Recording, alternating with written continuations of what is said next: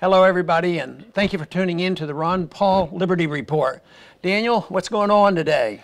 Well, Iran is going on today, and you know what's interesting in the news is that Iran is very active in fighting ISIS, which we say is our big enemy. So what happens when one enemy fights another enemy? One enemy fights another enemy. Well, I guess we should cheer them on, but I guess if you're a dedicated neocon, you're probably not going to cheer because they want all the credit.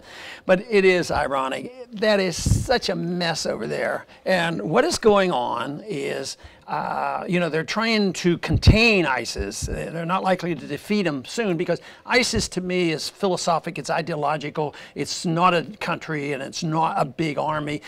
Millions of people over there and all these countries have armies and they can't touch them because they don't quite understand the ideology. But ISIS is militant and they're terrorizing people and everybody seems to be opposed to them, but nobody seems to want to fight. And even the American people are smart enough to say, don't send my kids over there. Yeah. But they don't realize that sending bombs is every bit as of a negative as sending the troops because that's killing people when you drop these bombs. You may as well send over recruiting posters if you send there bombs. You go. That recruits for them. But when push came to shove, lo and behold, our arch enemy, even though there's a fight going on in Washington now that we ought to talk to the Iranians, but whom are they depending on? On the Iranians to go in there and push back on ISIS, which is absolutely astounding to think about this. So nobody wants to fight. ISIS is a problem, and it's a problem, it seems like, for everybody.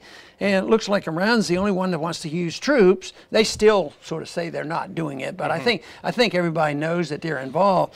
And that's why I don't think they're going to get an official thank you note. What would it be? Maybe our government and Israel ought to send them a thank you note and say, hey, thanks a lot. We don't like these ISIS people, but we don't want to have to do the dirty work.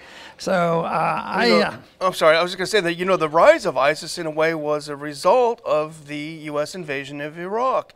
The government that was put into place was a chauvinistic Shia-based government that was behaving fairly badly to the Sunnis in Iraq. And they were so irritated that they have been very supportive of the rise of groups like ISIS. And that's, this New York Times story recently about Iran's involvement. The problem is in Tikrit, which is Saddam Hussein's hometown, there's a lot of support for ISIS because they've been treated very badly by the government we put in place. So it's another example of us fixing a problem which actually creates several new problems. And it's so hard to figure out, are our leaders always just dumb? Or some people would say, well, oh no, they have ulterior motives because nobody can be this dumb. So what do we do? We don't like the Iranians, so we help the Iraqis. For 8 years, we help the Iraqis, and millions of people die, and nobody wins, really. But we tried to use the Saddam Hussein to suppress the Iranians. So then we finally say, and we've been encouraged by special groups, and say, if we only get rid of Saddam Hussein, there'll be peace in the Middle East and everything is going to be okay. So we go in and get rid of Saddam Hussein. And who takes over? Before it was a Sunni. Yeah. Saddam Hussein, a Sunni, and they were a minority, but he held things together. So we turned it over to the Shia. The Shia had been in charge. Well, what would that matter? Well, it just happens that was a victory. That was a victory for the Iranians. We got rid of Saddam Hussein and put the Shia in power, and then they weren't able to maintain their power, and therefore there was an incentive for the ISIS and the Al Qaeda to grow. So here we have the Iranians back in there, and it's just absolute chaos from a ridiculous foreign policy. But I think it goes to show what you've always said, which is that regional players will recognize a legitimate threat and will rise up. There's no need for the U.S. to get involved in these places thousands of miles away, because if it really is a problem and a threat, and I don't think there's anyone that would say ISIS currently is a threat to the U.S. as such, but it's considered, it's recognized as a regional threat, and Iran is stepping up to take care of the problem. Yeah, I think that is exactly what's happening. I remember when the Kuwait was invaded, after we gave the green light and said we don't interfere in these kind of things, so Saddam Hussein's invade Kuwait. the Iranians then, you know, weren't even involved in that, but the American people, you know, all of a sudden after the war propaganda, we got involved there. And it was make or break. We had to push them back, and this is what we end up with total chaos. You know, as you pointed out, there are neocons in the U.S. who are very upset about Iran taking a role.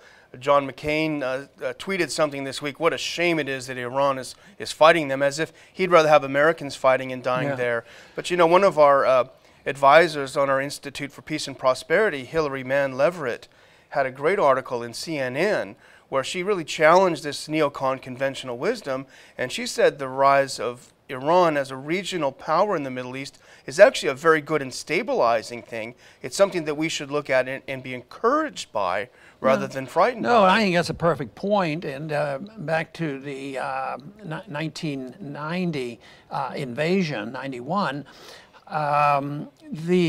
if we wouldn't have gotten in there, because immediately we said, can't stand, even though we were their ally and said it was okay. You can't stand, so we mobilized and went ahead. What would have happened? They throw that question back. What would have happened? And, you know, Saddam Hussein would have taken over the entire world.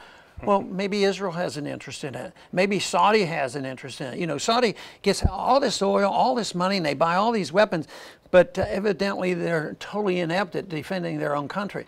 But I would think there'd be an incentive maybe for Israel and some of these other countries, and Saudi Arabia in particular, that they could have dealt with this. And your point is now the mess is that much worse, and we, with our policy of folly and foolishness, we have enhanced the power of the Iranians, and of course it makes the neocons very jealous because all they're after is power.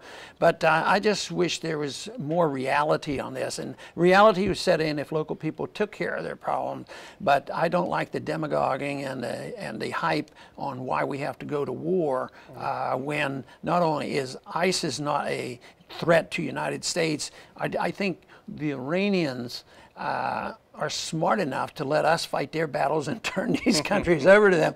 They're not about, they don't have a record of it. I mean, we're in 150 countries. They're maybe in one or two influencing it, but it's just a mess. It makes the case.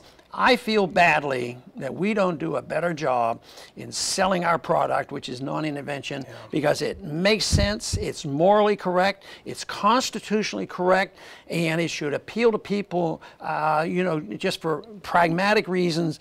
And that is why I was delighted, you know, to see this women's group in Iran, you know, come together and say, you know, let's just quit this stuff, and the governments keep using our kids. So hopefully this will be changed. Yes. Anyway, I want to thank everybody for tuning in today to the Ron Paul Liberty Report.